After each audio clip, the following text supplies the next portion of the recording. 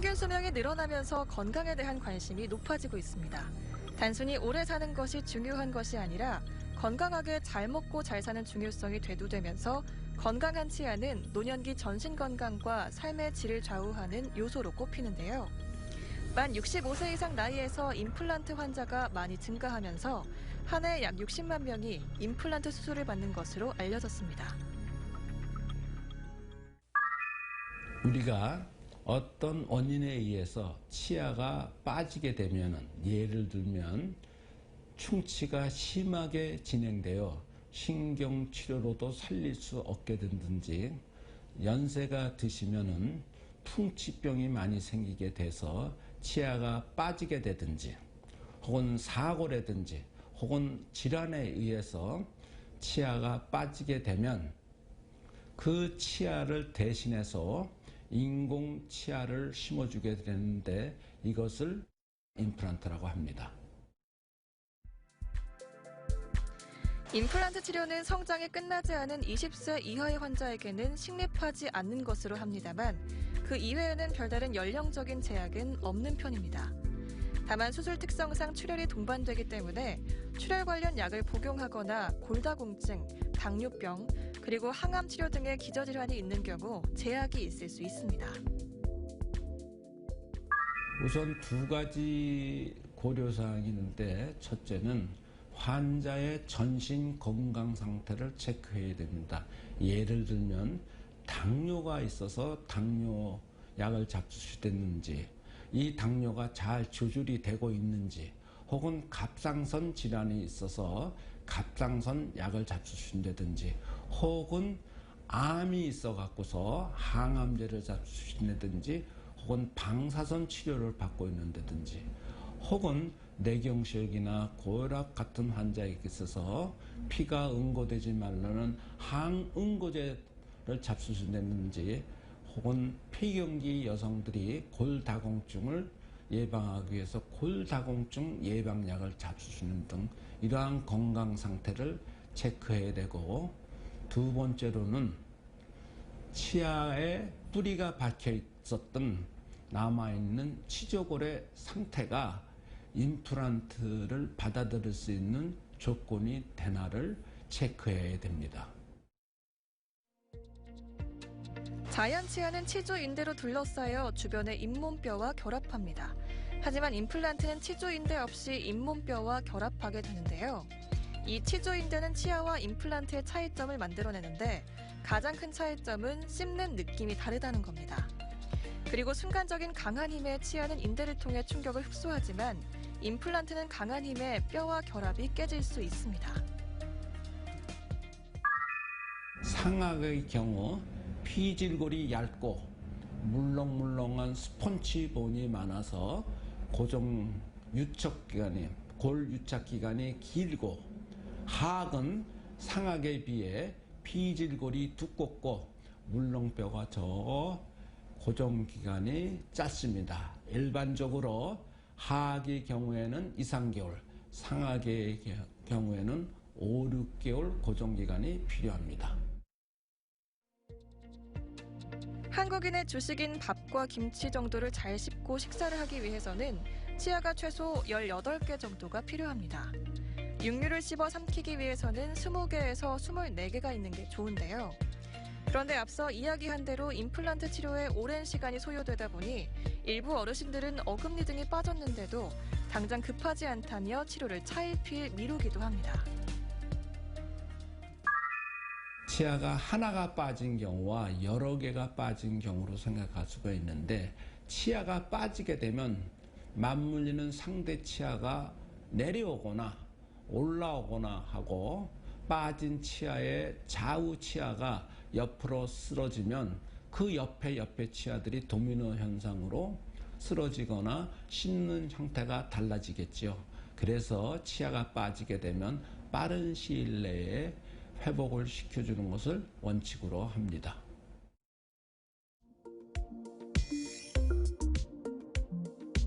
임플란트에도 임플란트 식립을 위한 여러 필요 충분 조건이 있는데요. 그중 가장 기본이 되는 것이 임플란트 식립 위치의 뼈 상태입니다.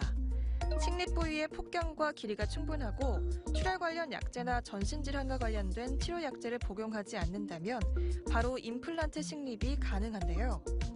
하지만 뼈의 상태가 좋지 않거나 뼈의 폭경과 길이가 충분하지 않고 출혈 등과 관련 전신 질환 치료 중이라면 치료 약제에 따라 약을 조절하는 것이 우선이어서 처방 의사와의 협진이 추천됩니다.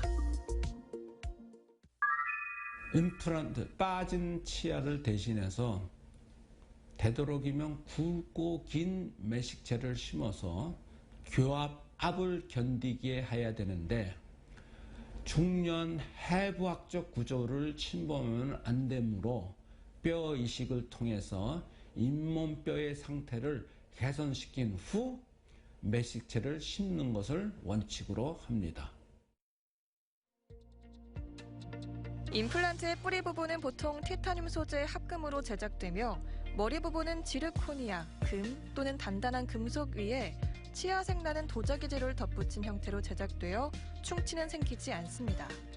하지만 임플란트 주위에 잇몸 속으로 음식물이 들어가거나 이쑤시개를 사용하여 해로운 힘이 가해질 경우 염증이 발생할 수 있습니다.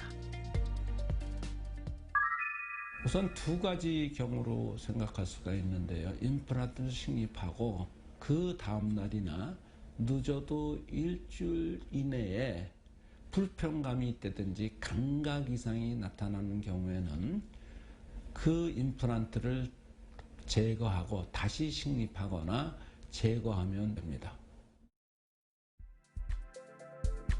임플란트가 아무리 간단한 과정이라 해도 식립은 오랜 시간과 여러 노력이 따르기에 한 번의 진행으로 오랜 유지를 목표로 해야 합니다. 그런데 잠깐의 방심으로 인해 이후에도 여러 불편을 느낄 수 있으므로 자연치 이상으로 관리와 신경을 기울여줘야 합니다.